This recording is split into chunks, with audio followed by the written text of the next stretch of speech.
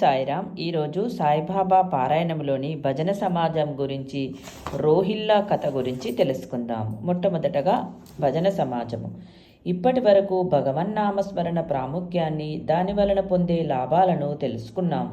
అయితే ఈ నామస్మరణను భగవంతుని కొరకే కాక జీవనోపాధిగా మలుచుకున్న ఒక భజన సమాజానికి బాబా వారిలో ఉన్న దురాశను ఏ రకంగా తొలగించి వారికి మేలు చేశారో ఇప్పుడు తెలుసుకుందాము.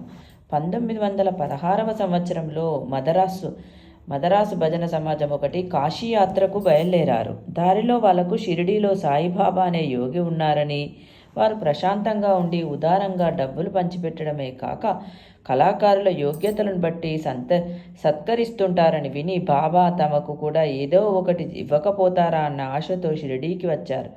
ఆ బృందంలో ఒక పురుషుడు, అతని భార్య, కూతురు, వదినగారు ఉన్నారు. వాళ్ళు బాబా మందిరము మంచి పాటలు పాడి భజనలు చేశారు. కానీ లోపల డబ్బు కోసం ఆశపడుతున్నారు. అతని భార్య మాత్రం అటువంటిది కాదు. ఆమెకు బాబాపై ప్రేమ, గౌరవం కలిగాయి.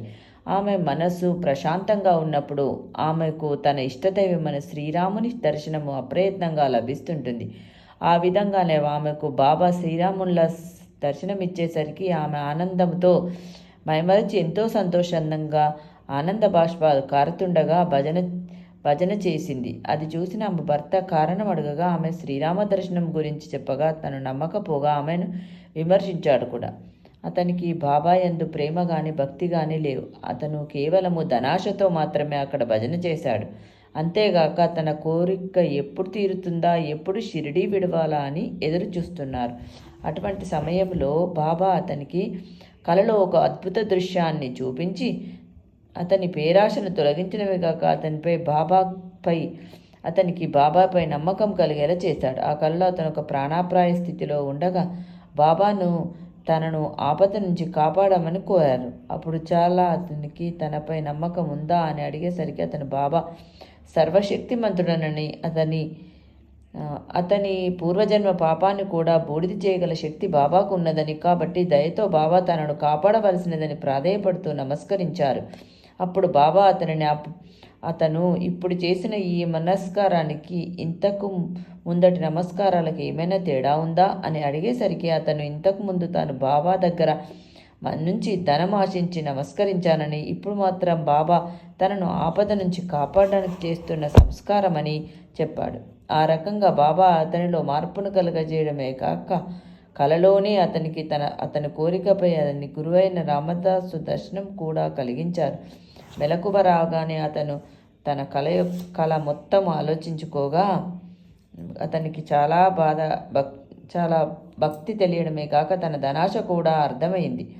ఎంతో పశ్చాత్తాపడ్డాడు. అతని ఆలోచన విధానము పూర్తిగా మారిపోయి అతని అనుమానాలన్నీ తీరిపోవడమే కాక అతని ధనాశ పూర్తిగా తొలగిపోయింది. వాళ్ళు డబ్బు కోసమే షిరిడికి వచ్చినప్పటికీ బాబా మాత్రం వారి మనసులను డబ్బుపై నుంచి మరలించి తన యందు స్థిర నమ్మకం కలిగేలా చేశాడు.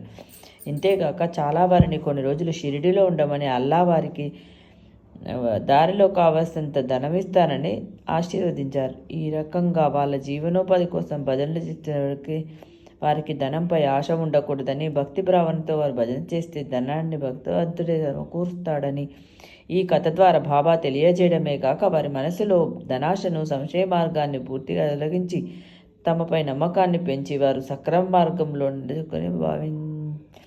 నడుచుకొని లాభపడేలా చేశారు. రోహిల్లా కథ ఎంత మధురంగా భజన చేసినప్పటికీ మనసులో ధనాశ ఉన్నవాళ్ళు మనసును మార్చిన కథ తెలుసుకుంటే ఇప్పుడు దానికి భిన్నమైన కథ తెలుసుకుందాం. తనలో తాను దురాలోచనలను పూర్తిగా తొలగించుకోవడానికి తన కొరకు కంఠంతో ఇతరులకు ఇబ్బంది కలిగిస్తున్నప్పటికీ బాబా అతని మంచి ఆలోచనలను ఎలా ప్రోత్సహించారో తెలుసుకుందాం. అతి బలంగాను పొడవుగాను ఉన్న రోహిల్లా ఒకడు బాబా కీర్తిని విని బాబా మీద ప్రేమతో షిరిడీకి వచ్చి చాలా కాలం షిరిడీ మసీదులోనే ఉండిపోయాడు. అతను రాత్రింబవళ్ళు ఖురాన్లోని కల్మాను బాగా గట్టిగా తన బొంగురు గొంతుకతో చదివేవాడు. మసీదులో ఉండి అంత గట్టిగా పగలు రాత్రి అతను అలా చదువుతుంటే ఆ అరుపులను బాబా ఎలా భరిస్తున్నాడోనని షిరిడీ ప్రజలు ఆరాటపడేవారు. అంతేగాక వాళ్ళకు కూడా పగలంతా పొలాల్లో పనిచేసి అలసిపోయి ఇళ్లకు వచ్చి హాయిగా పడుకోవాలనుకునేసరికి ఈ రోహిల్లా భయంకరమైన అరుపులతో నిద్రాభంగమై చాలా విసుగ్గా ఉండేది. చాలా కాలం వరకు వాళ్ళు దానిని ఓర్చుకున్నారు. కానీ ఎంతకాలమని భరించగలరు? ఒక పక్క బాబా దీనిని ఎలా నడిపిస్తున్నారో అనే ఆరాటము, వాళ్లకు కలిగే నిద్రాభంగం, ఇవన్నీ కలిపి వాళ్ళు బాబా దగ్గరకు వెళ్ళి రోహిల్లా అరుపులను ఆపించమని బాబాను ప్రతిమాలుకున్నారు. అయితే బాబా రోహిల్లాని ఏమీ అనకపోవడమే గాక షిరిడీ ప్రజలనే తిట్టారు. ఎందుకంటే రోహిల్లా నిత్యము దైవనామస్మరణతో కాలం గడుపుతున్నాడు. ఆ ప్రార్థనతో అతను తనలోని దుర్బుద్ధి పోవడానికి ప్రతినిత్యము ప్రయత్నిస్తున్నాడు. ఎక్కడైతే దైవనామస్మరణ నిత్యం జరుగుతూ ఉంటుందో అక్కడ చెడు ఆలోచనలకు స్థానం ఉండదు. అతనిది బొంగురు గొంతే కావచ్చు, అతను భయంకరంగా అరుస్తుండవచ్చు. దీనివలన షిరిడీ ప్రజలకు నిజంగానే అసౌకర్యకంగా ఉండవచ్చు. ఇన్ని లోపాలున్నప్పటికీ అతనిది సదుద్దేశము. దాని వలన అతను మంచి మార్గంలోకి రాగలుగుతాడు. కాబట్టి బాబా అతని ప్రయత్నాన్ని సమర్థించారు. అసలు మనలో ఎంతమంది మన తప్పును మనమే గుర్తించి దానిని సరిదిద్దుకునే ప్రయత్నం చేయగలరు? ఎవరైనా మన తప్పును చూపిస్తేనే మనం ఒప్పుకోము. అలాంటిది మన తప్పును గ్రహించి సరిదిద్దుకోవడం అంటే ఎంతో ఉన్నతకరమైన ఆలోచన.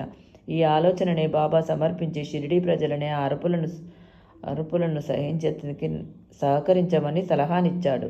అతని ఈ రకంగా ప్రతినిత్యము దైవ ప్రార్థనతో గడపడం వలన కొంతకాలానికి అతని ప్రయత్నం ఫలించి అతనిలోని చెడు ఆలోచనలు, దుర్బుద్ధి పూర్తిగా తొలగిపోతాయని, అప్పటి వరకు షిరిడీ ప్రజలు దీనిని ఓర్చుకోవాలని చెప్పారు. ఈ రకంగా దైవనామస్మరణలో ఉన్న లాభాన్ని, గొప్పతనాన్ని చెప్పడమే కాక దానిని ప్రతినిత్యం ఆచరిస్తున్న అతనికి సహకరించాలని చెప్పారు. ఆ రకంగా ఏదో ఒక విధంగా మనస్సును భగవంతుని వైపు మళ్ళిస్తే ఇక దురాలోచనలకు, దుర్బుద్ధికి అవకాశం ఉండదు. అంతేగాక బాబా స్వయంగా ఎవరైతే ప్రేమతో తమ నామాన్ని ఉచ్చరిస్తారో వారి కోరికలన్నీ నెరవేరుస్తానని, వారి భక్తిని పెంచి వారిని అన్ని దిశల నుంచి కాపాడుతానని చెప్పారు. సాయి సాయి అన్న నామాన్ని పలకడం వలన, చెడు పలుకుట వలన, వినుట వలన కలిగే భావాలు తొలగిపోతాయని చెప్పారు. ఈ అన్ని కథలు విన్న తర్వాత భగవంతుడు స్మరణ చేస్తూ భగవన్నామస్మరణ యొక్క గొప్పతనము, దాని వలన మనం పొందే లాభం గురించి తెలుసుకున్నాము. కాబట్టి మనం కూడా మన మనస్సును నామ సంకీర్తన వైపు మళ్లించి మనలోని దురాలోచనలను, దుర్బుద్ధిని, దురాశను దూరం చేసుకొని భగవంతునికి దగ్గర అవ్వడానికి ప్రయత్నిస్తాము. ఓం సాయిరామ్. రేపటి వీడియోలో ఘోషా స్త్రీలు, నీళ్లతో దీపాలు యొక్క మహిమల గురించి, బాబాగారి మహిమల గురించి తెలుసుకుందాం. ఓం సాయిరామ్.